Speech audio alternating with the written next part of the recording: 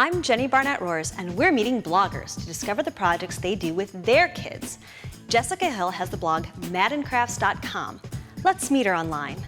So now we're here with Jessica Hill of Madden Crafts. She's been blogging for about 5 years, but she's been mommying for longer than that. And we're so glad to have you with us today, Jessica.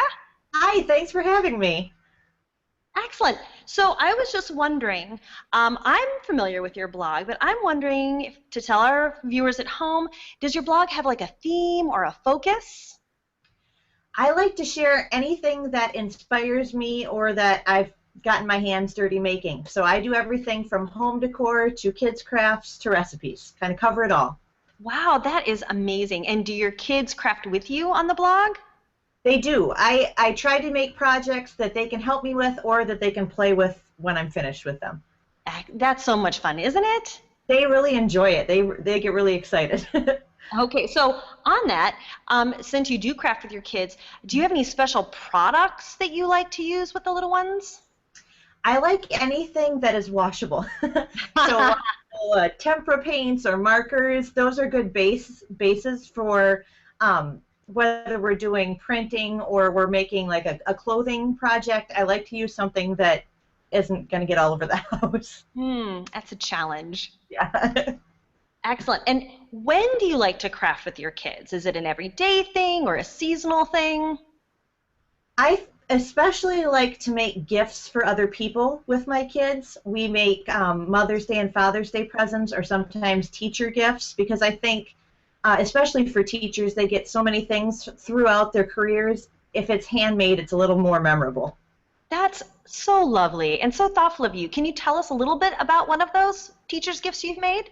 Absolutely. One of the first gifts my son made for his preschool teacher, we took just some vinyl stickers and added it to a mug, and then I had him finger paint all over it. He was only 3 years old, and then we peeled away the lettering and then cured it in the oven, and that was his gift for his preschool teacher. That sounds so adorable. Jessica, thank you so much for your time here today. And now we're going to go back into the studio and we're going to make your craft next. Now that we've met Jessica, let's make her adorable pinwheel wreath. You're going to need some basic supplies, including some styrofoam rings. You're going to need some felt, some needle and thread, scissors, burlap. Some glass head pins are really handy, maybe a ruler, and some strong glue. So to get started, we're going to actually wrap the styrofoam with the burlap. And the easiest thing to do is just kind of shake it out and use one of these pins. If you go ahead and pin it on the back, you can then kind of just loosely wrap it around. And it doesn't have to be really super fancy because we are going to put all of these wonderful pinwheels that we make on top. So this takes just a minute, and I'll do about halfway so you can see. And then add a couple of pins as you go to hold it in place, like this. Boom. Okay, so I will finish wrapping it, except there's, let's see, I'm going to be a little short on the wrap here. Close enough. There we go. You can just make it work. And again, a couple more pins to just hold things in place. So now we're going to go ahead and make our pinwheels. And this is so simple and so fun. We're going to use a 4x4 piece of cardboard. And I like to use clothespins. That way I don't have to really trace and cut. I can just clip it and then cut it out. Now, this is for a 4-inch pinwheel. But of course, you could use a Post-it note and make 3-inch pinwheels or whatever size you like. To actually create the pinwheel itself, we're going to snip from the corner into the middle, but not all the way. You're going to leave a little space about the size of a quarter so that it doesn't go all the way through. Just like this.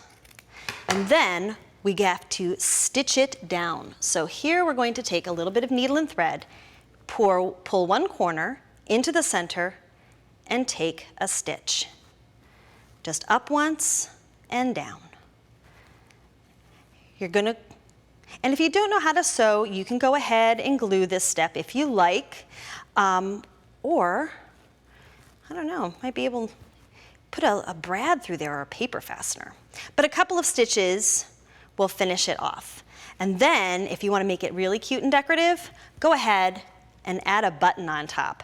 That makes the pretty center. When you're done, you'll have something that looks like this, and then we get to decorate. And to decorate, all you have to do is use those pins and pin your pinwheels, you see how that works, right into place. Use different sizes and scatter them around. To finish it off, you're going to use a piece of ribbon and a little bit of strong glue and add one more pinwheel on top, or, I think you could even pin that as well. Then you make a little loop at the top and you are ready to hang. Let's go back again and look at the finished one and take a look at all the different kinds of felt. This is a great project for using up scraps and pretty pieces too, because you don't need a whole lot of any one. And again, a little bit of glue or a few straight pins and you're ready to go.